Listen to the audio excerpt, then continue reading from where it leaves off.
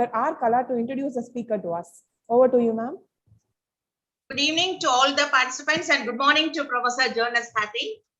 Chairing this session is indeed a twin privilege for me because it is Professor B.D. Acharya Endowment and also this lecture is by Professor Johannes Hattingh from the University of North Carolina, Wilmington, USA. Professor B.D. Acharya is specialized in every area of mathematics, and whatever be the talk, he could understand every bit of it and would give suggestions for improvement. He's a man of positive vibration and is a source of inspiration for every research scholar. And it is a privilege to chair this particular session, that is Professor B.D. Acharya Endowment Lecture. Professor Johannes Hattingh, he had his BSc Honors, MSc, PhD, all in mathematics, and BSc Honors in Computer Science, everything from University of Johannesburg. He started his career as a lecturer in University of Pretoria in July 1988 and moved on to University of Johannesburg, where he was lecturer, senior lecturer, and associate professor from 1989 to 1998, and then moved to Clemson University, and there he was from 1994 to 1997, and then to Georgia State University, where he was from 1997 to June 2010, and then professor and chair, East Carolina University from July 2010 to July 2020, and now professor and chair, University of North Carolina, Wilmington, from August 2020 till present. He was also director of NCEMPT from October 2012 to July 2020. He has very rich academic experience, which runs over pages in his CV, and he has 98 research publications and more than 54 presentations he has given. He has been a reviewer of several books and a referee for many journals, and I could see that the list includes almost all the pioneering journals like Discrete Mathematics, Ars Combinatoria, JCMCZ, Graphs and Combinatorics, Journal of Graph Theory, Discussions Mathematicae Graph Theory, and so on. He is a member of many professional bodies and has received President's Award, Foundation of Research Development, August 1994 to March 1998. It is a privilege to say that my first research scholar, she worked on restraint domination, and he was the external examiner of her PhD thesis. So on behalf of the organizing committee of ICDM21, it is a privilege to welcome Professor Johannes Hattingh to give his presentation on recent results on total domination in outer planar graphs. Welcome, sir, and over to you, sir. Yes, thank you, Professor Kala. I appreciate the welcome, and I also appreciate the opportunity to talk to you this morning and this afternoon in India.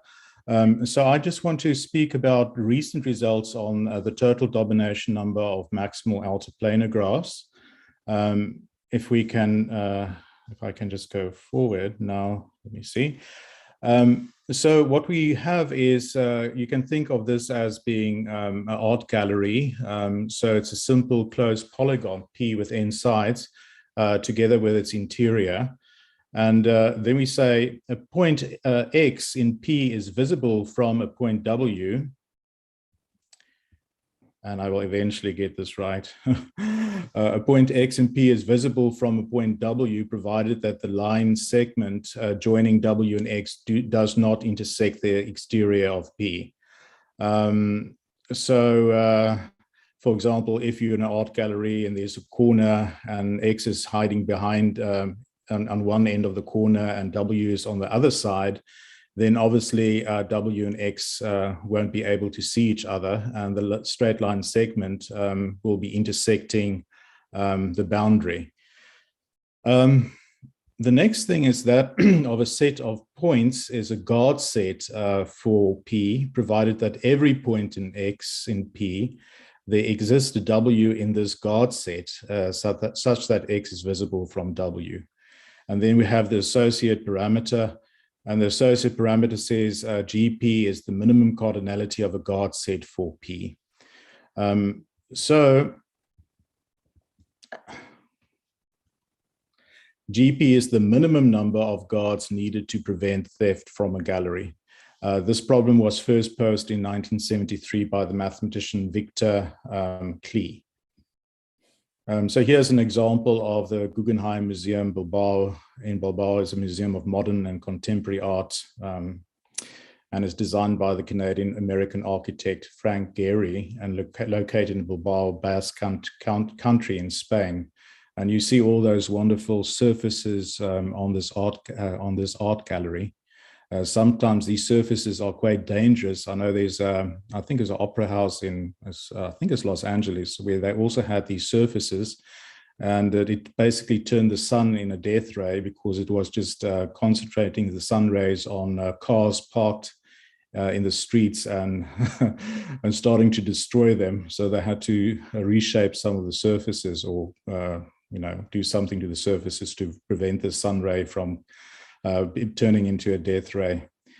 So in any case, I digress. If P is a simple closed polygon with n sides, then at most the floor n over 3 guards are needed to guard P.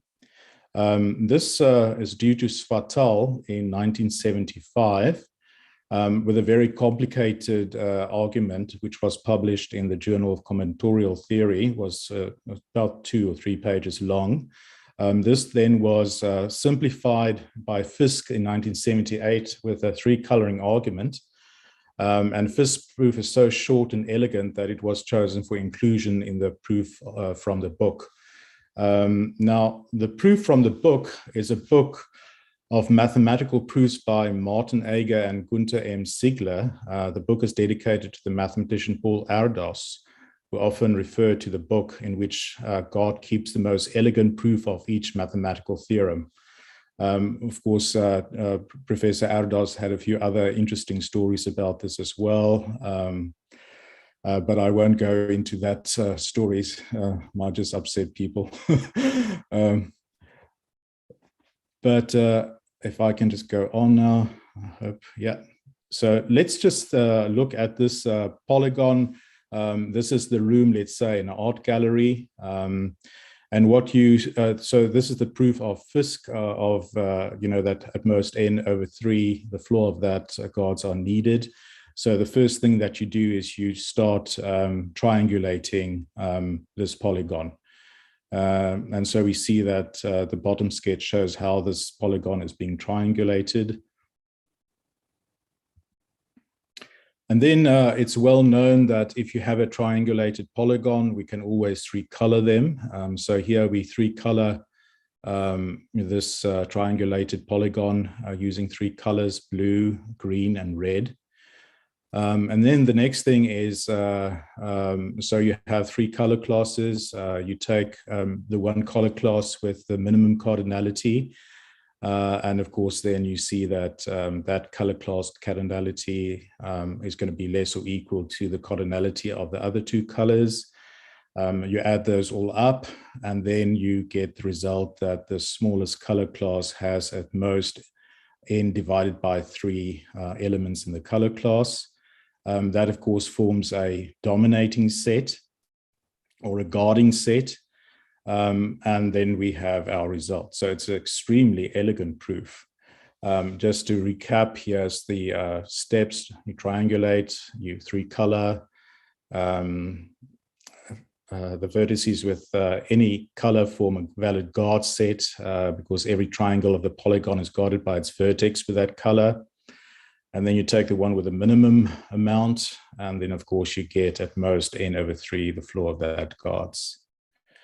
Again, you can also do something when you have dishonest guards. So you also want to make sure that every guard is actually guarded by another guard, and of course it also observes the whole art gallery. So a guard set S of points is a guarded guard set of P, provided that every point X in P, there exists a point W in S minus that initial point, such that X is visible from W. So that just says that every point is visible from a certain guard, but every guard is also visible from another guard. And then you have the associate parameter, GGP, and that denotes the minimum cardinality of a guarded guard set for P. So you see that GGP is the minimum number of guards needed to prevent theft from a gallery, while also preventing theft by a guard.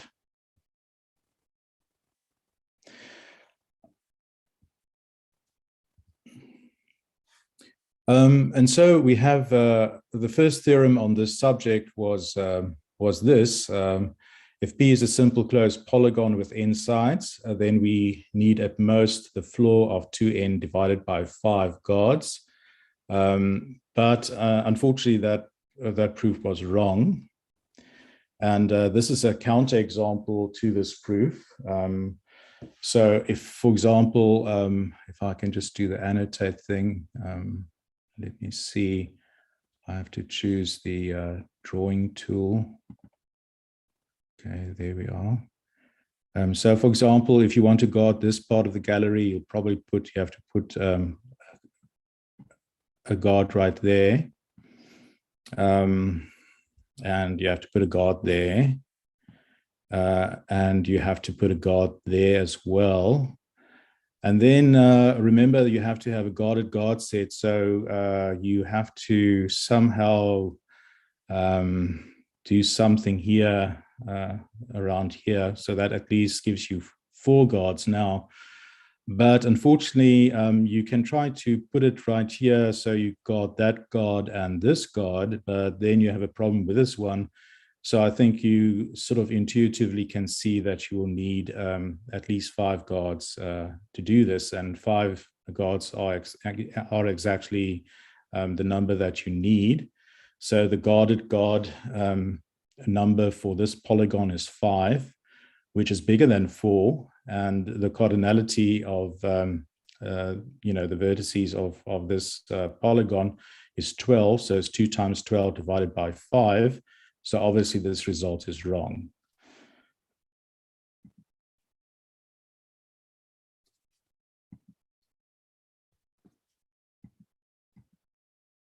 Okay, let me ask, I guess that's sort of. So of course we can connect this to the idea of domination and total domination in graph theory. So a dominating set is just a set of vertices of V such that every vertex is either in the dominating set or adjacent to a vertex in the dominating set. And then we all know the domination number denoted by gamma of G is the smallest cardinality of a dominating set of G. And then a maximal outer planar graph is just a closed, simple closed polygon that has been triangulated. And the concept of domination was first introduced by Burge and Orr. Then we get the idea of a total dominating set. A total dominating set is just a set of vertices V where every vertex in the graph is adjacent to a vertex of this total dominating set. And then the corresponding parameter is the total domination number of G, and that's denoted by gamma T of G. And so the concept of total domination was introduced by Cocaine, Dawes, and Hedetnimi at Clemson. I see I still have that remnants of what I did with the guards on the screen. So I'm just going to take that away. So here I have a happy little tree, and I'm just going to illustrate these 2 concepts here.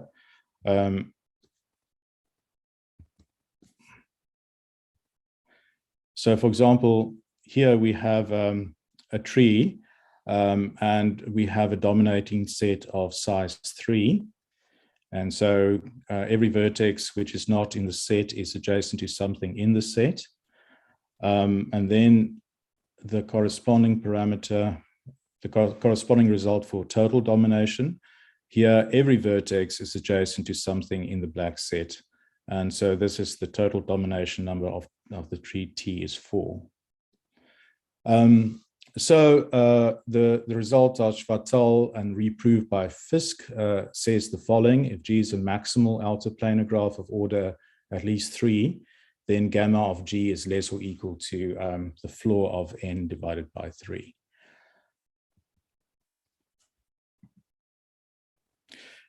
The result was improved or corrected rather by Michel and Pinshu in 2003.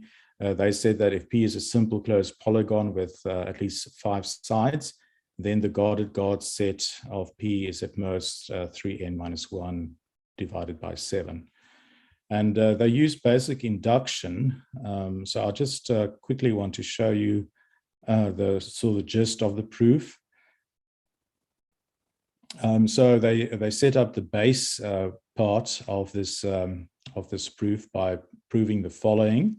Let X and Y be any boundary edge in a maximal outer planar graph G of order M. Then if M is equal to 6, then you can always form a dominating or total dominating set involving one of the vertices on the edge and another vertex. So getting a dominating total dominating set of size 2. Similarly, if you have a graph of order 7, and then if you have a graph of order 8, then you can form a total dominating set of size 3. And also, if you have M is equal to 9, then again, you can form a total dominating set of size at most 3. So that sort of sets up the basis step for your inductive proof. Then there's a lemma by O'Rourke in 1983, and he said that if you have any maximal outer planar graph of order n bigger or equal to 10, then there exists a diagonal edge G that separates this G into 2 maximal outer planar graphs. It's going to be Tm and then also Tn minus m plus 2. We add 2 because we are including this edge twice. And what happens is this Tm has order either 6, 7, 8, or 9. And then in the deductive step, you know something about the total dominating set sizes here based on what we just proved.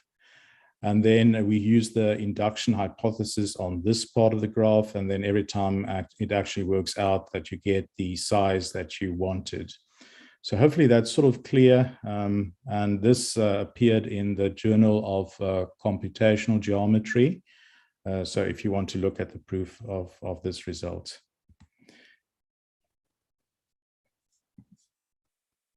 So the next thing, if you look again at this polygon that was the counterexample showing that result of the upper bound of the floor of 2n divided by 5 is incorrect, then just trying to triangulate this graph, what you do is, or triangulate this polygon, what you get is either this maximal outer planar graph, or you get this maximal outer planar graph. I guess I better not do it because I may just run out of time. But if you do triangulate that, you'll see eventually you get one of these two. So these are 2 exceptional graphs for which the total domination number is not exactly equal to 2n over 5. In fact, it is 5, which is bigger than 4, which is 2n divided by 5.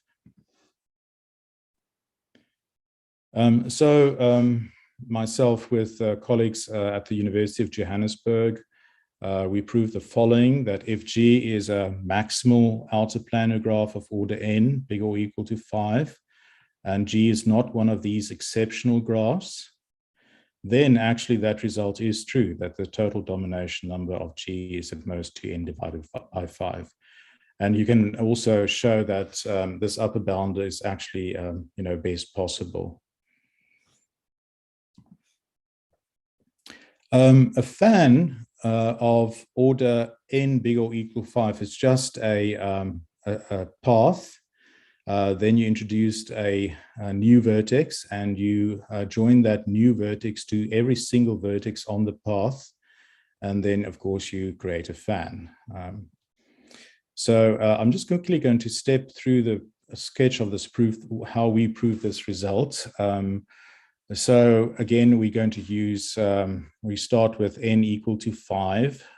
If you have a maximal altiplanar graph of order 5, then it's actually a fan, and you need exactly 2 vertices to totally dominate that fan.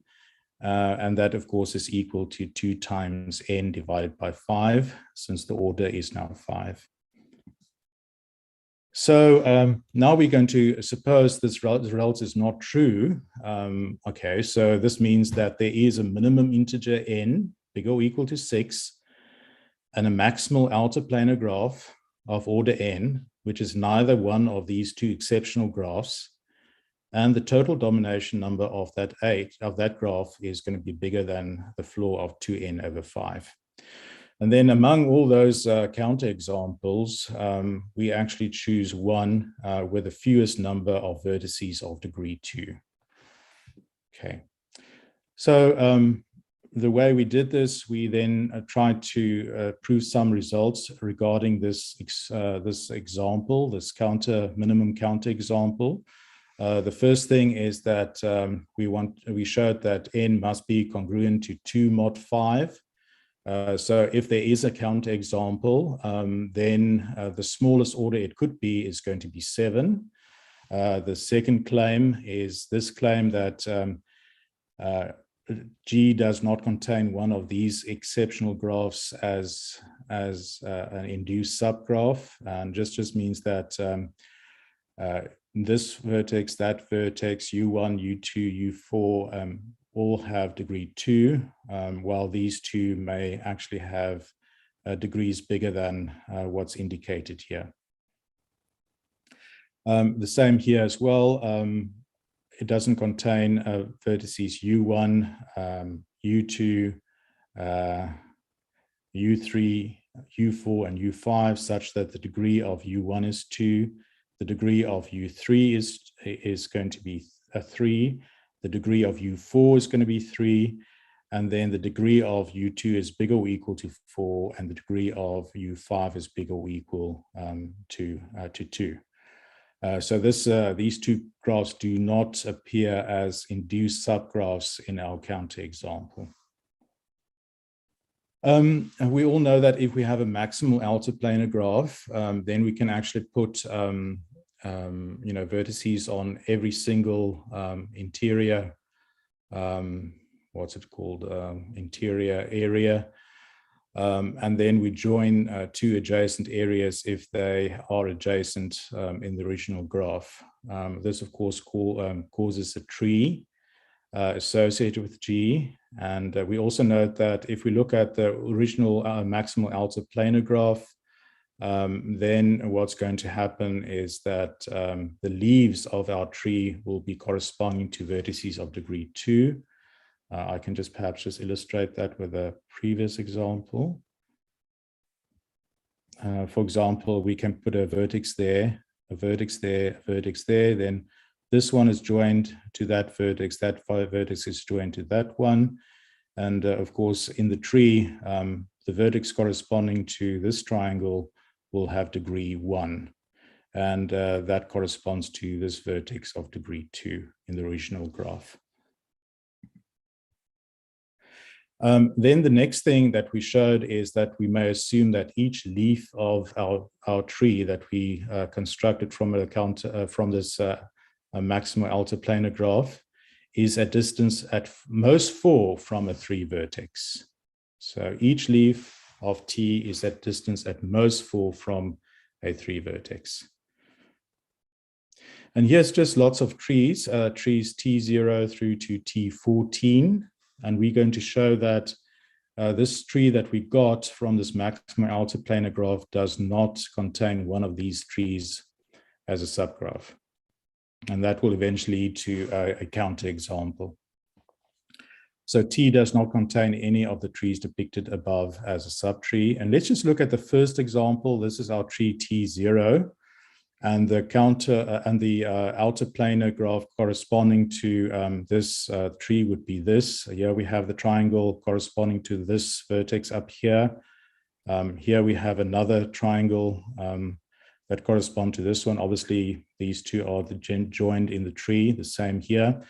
So the only way this outer planar graph can actually grow is going to be upwards. Okay, so this vertex in the tree may be adjacent to other vertices in the tree. Because we're now assuming that the counterexample has order at least 7, this means that either V2 or V1 would be adjacent to something else in our maximal outer planar graph. So what we can do here is do the following, and let me just get the annotation tool again.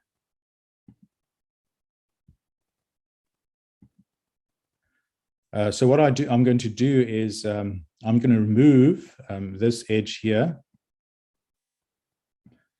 And then what we see is we're assuming that this vertex here has degree at least 4. So if I remove this edge, this vertex will now have degree at least 3. So it doesn't impact the vertices of degree 2. This one's degree goes down to 1. So what I then do is I add this edge here. And so this one doesn't change. There's no change. This one has degree at least 3. And this one, its degree becomes 3. So the moral of the story here is that the number of vertices of degree 2 will go down by 1. So if we then can show that in this new graph, call it G prime, that this is neither one of those exceptional graphs, because we have the way we selected the minimum counter example, we can actually get a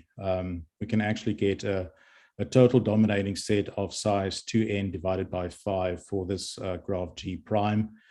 And then in that minimum total dominating set, we see that U3, which is now degree 2 vertices, must be adjacent to a vertex in the total dominating set. And we can, without loss of generality, assume it's U2, and therefore that will also form a minimum total dominating set of containing at most 2n divided by 5 vertices, which then shows that, this is not possible. And so, of course, then this cannot contain the tree T0. And if this graph G prime is actually equal to one of the exceptional graphs, either H1 or H2, then we can also show that we get a minimum total dominating set of size 2n over 5, again contradicting the assumption that we are working with a minimum counter example. Right, so you do a similar type of argument for every single of those trees, and once you've done that, we are ready to actually just do the final contradiction. Let me just get the sharing tool and remove those annotations.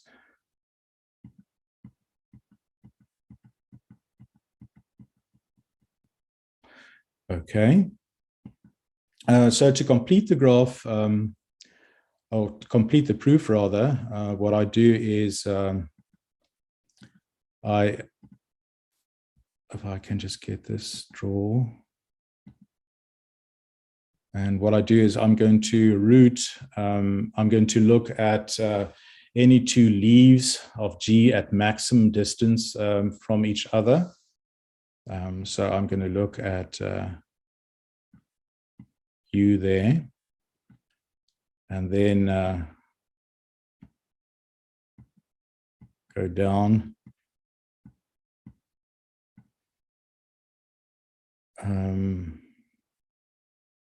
Yeah, so let me just see it. Let me just make sure. Yeah. And then this is our vertex V. And so among all such pairs, I then choose one for which the distance from V to the nearest 3 vertex. So let's say this is a 3 vertex. This is now in the tree T, is at closest distance. And then remember, we said that every leaf is at a distance at most 4 away from a 3 vertex. So we can assume that the distance from V to V, from W to V is at most 4. So it's either 1, 2, 3, or 4. You root this tree at vertex U, and then you consider this tree rooted at W, and you look at various possibilities. So the first possibility is that the distance from W to V is either 1, 2, or 4. So this would correspond to these trees. If I can just go back.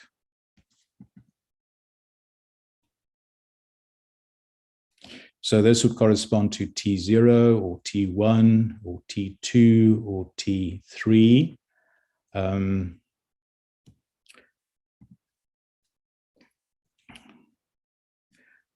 And if the distance from W to V is equal to 3 and T prime is not, T prime, the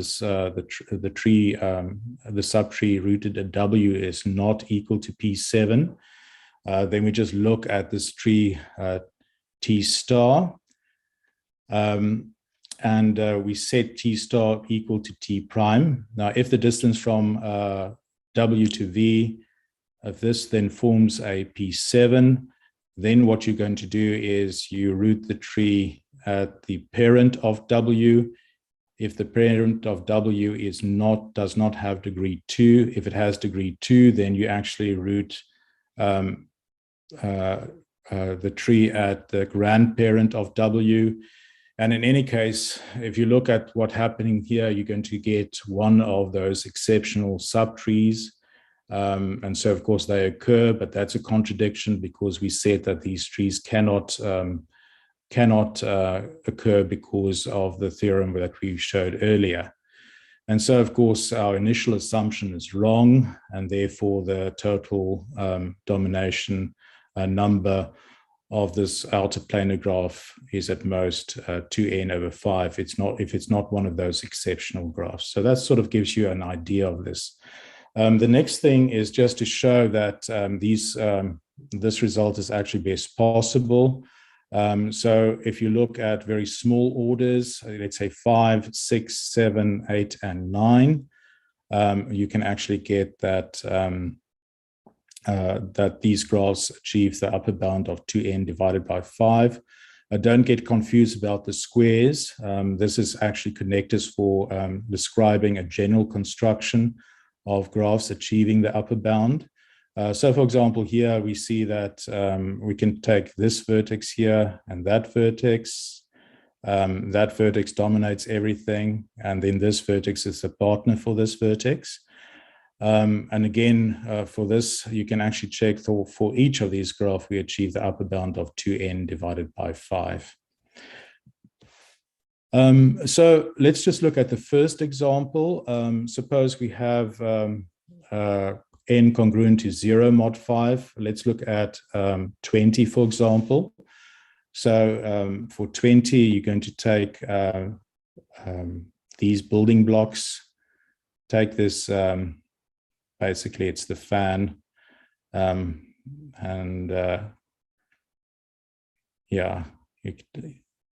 so you take this fan as well, take this fan, take that fan.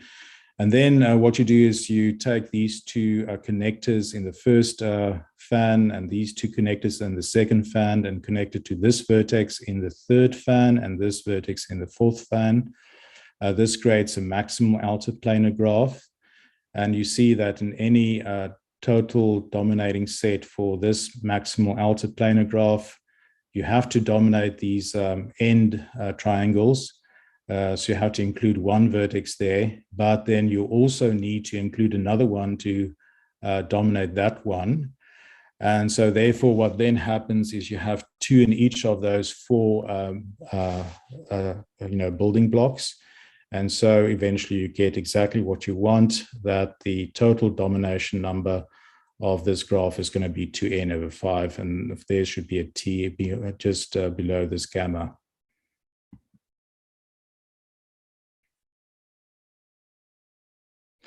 Okay, and so what you do next is you just look at n congruent to r mod 5 when n is bigger or equal to 5 and r is between 6 and 9. Then you let HR be the maximum altiplanar graph of order r depicted above. And then you take this previous graph HN minus R, which is then congruent to 0 mod 5. And again, you connect, the square vertices with the square vertices in the other graph to form a maximum altiplanar graph. And then you can show that the total domination number of this graph HN is equal to 2n over 5. The folks using the techniques of Michel and Pinchot, Lemanska, Zosa, and Zelinsky, and graphs and combinatorics in 2017. They also used an alternative or provided an alternative proof of the result of Dorfling, myself, and Jonk. And then the last result, which I just want to mention today, is a generalization, both Ashvatal's result as well as our result. They provide a common generalization of these two results, and let me explain that. For that, they define the following type of domination number for some positive integer k and graph G. A set D of vertices is a k component dominating set. If every vertex in outside the set has a neighbor inside the set D, so that's just domination. And what has to happen is that each component of the subgraph of G induced by this dominating set has order at least k. And then the minimum cardinality of a k component dominating set of G is the k component domination number, gamma k of G. And so you can then notice that we have the following, that if k is equal to 1, then the dominating set has to induce a graph where each component has order at least 1, right? And so, so that just means it's the domination number. So the one component domination number is just domination. Then if k is equal to 2, then what happens there is that each component must have cardinality at least 2. So this means that every vertex in the dominating set, the total dominating set, must be adjacent to something else in the dominating set. So you have total domination there. So hopefully I convinced you that gamma 1 of G is equal to the domination number, and gamma 2 of G is equal to the total domination number. And then they have the following result. They say the following, that first of all, they construct a set of graphs of order at least 4k plus 4 and order at most 4k squared minus 2k. And so Alvarado, Dantas, and Rautenbach in 2018 showed that if k and n are positive integers with n at least 2k plus 1, and G is a maximal altiplanar graph of order n, then this k component domination number is at most the ceiling of kn divided by 2k plus 1 if G is one of these exceptional graphs appearing in the family script hk, or it's less or equal to kn divided by 2k plus 1 otherwise. So, for example, for k equal to 1, we will hopefully get the Svatal result. So if k is equal to 1, we get that 4k plus 4, of course, is going to be 8. And then 4k squared minus 2k is going to be 2. So 4 is bigger than 4k squared. 4k plus 4 is bigger than 4k squared minus 2, which implies that script h1 is an empty set. And so this just becomes that gamma 1 of G is less or equal to the floor of n divided by 5. It's going to be n divided by 2k plus 1. K is 1, so it's going to be n divided by 3, which is Svatal's result. And then if you look at what they prescribe for script H2, that just corresponds to those two exceptional altiplanar graphs of order 12, corresponding to the art gallery that I showed. And then we have that gamma 2 of G is less or equal to, if you then replace this K with 2, we get 2n divided by 5. So that's the ceiling of that. And that's exactly what's happening, because the maximum altiplanar graph, H1 and H2, both have a total domination number of 5. And if it's not one of those exceptional graphs, we saw that this was actually less or equal to 2n divided by 5's floor. So this actually implies the two results of Schwartal and then also of myself with Betsy Yonk and Michael Dorfling. So yes, so that's the end of my talk. I want to thank you again for listening, and yes, so that's where we are. Thank you.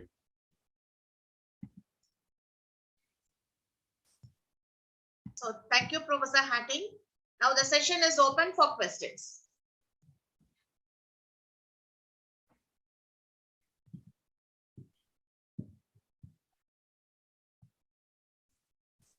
I don't find any question in the chat box. So any questions from the participants?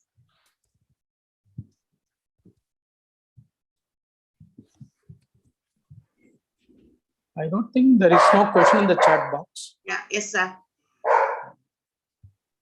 It's open for you to the audience.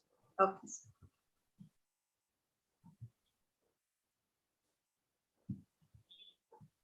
There is no. Okay. No, that is only this one.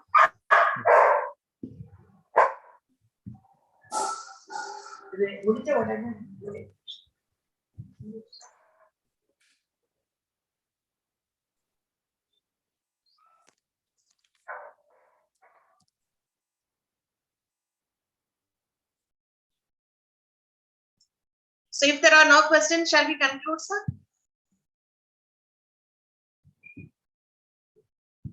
Sir, you are unmuted. You can conclude. There is sorry, one question. Yeah.